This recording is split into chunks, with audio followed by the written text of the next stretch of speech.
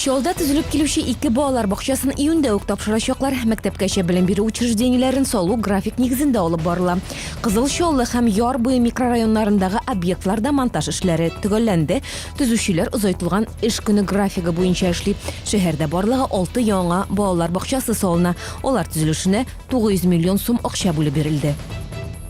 Татарстанда энцефалит вирусының 79 очрагы теркәлде. Шул исәптән 24 бала зыян күрде. Шолда толпан кадалуның 25 очрагы күзәтелгән. Толпаннарда энцефалит инфекциясын тарату-таратмавын лаборатория тикшерүләре нигезендә генә ачыклыйлар. Зыян күргән шәһәрдәшләрнең анализлары экспертизага җибәрелде.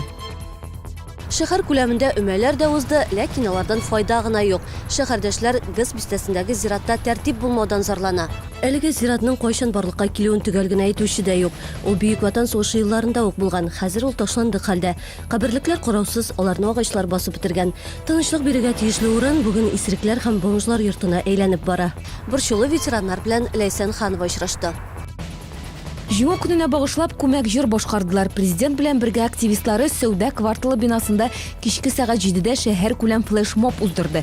Теләге булган һәркем билгеле бер урынга җыелып, хор белән Давид Тухманов һәм Владимир Харитонов иҗат иткән День Победы җиңү көне җырын башкарды. Флешмобта барлыгы 100дән артык шәһәрдәшебез катнашты. Укучылар сугыш ветераннарына үз куллары белән чиккән кулъяулыклар бүләк итә. Ветеранга бүләк проекты кысаларында 7 ай буена Шолның мәктәп укучылары гаиләләре белән берлектә 350 милли кулъяулыклар чикте. Кул эшләренә җиңү өчен рәхмәт сүзләре, чәчәкләр, баланың исем фамилиясе һәм яше чигелде. Бүләкләрне 9 майга кадәр ветераннарга тапшырачаклар. Бу һәм башка хәбәрләр турында тулырак яңалыкларның кичке тапшыруында ул 19:15 эфирга чыга.